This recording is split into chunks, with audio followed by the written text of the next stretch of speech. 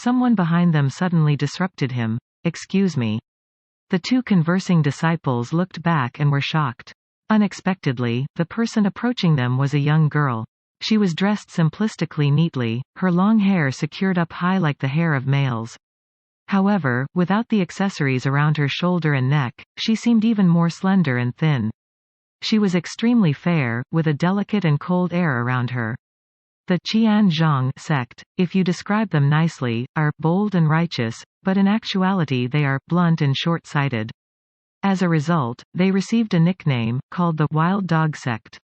Everyone in this sect were bald monks. Female birds wouldn't even hatch out of eggs, let alone having female disciples. The new disciple, seeing a young girl, particularly a rather beautiful young girl, became dazed, not knowing how to react. A disciple next to him quickly pulled him to the side, speaking respectfully and reverently to the young girl. Disciple Joe, apologies. The young girl glanced at him and nodded lightly. Once the others at the scene heard the commotion and saw that it was her, they moved unanimously without speaking and parted a path for her. Young Master Li, who was helping someone with their kung fu, lifted his head and saw her. He instantly gave her a familiar smile, greeting her. "Fei, do you want to test a few moves?"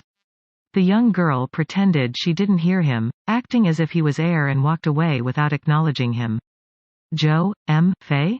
Joe Fei? The new disciple's gaze subconsciously followed her and he muttered, "She's the..."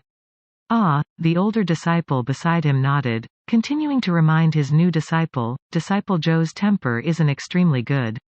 If you meet her in the future, remember to be respectful, but she doesn't hang out with the likes of us, you're unlikely to have any chances to see her.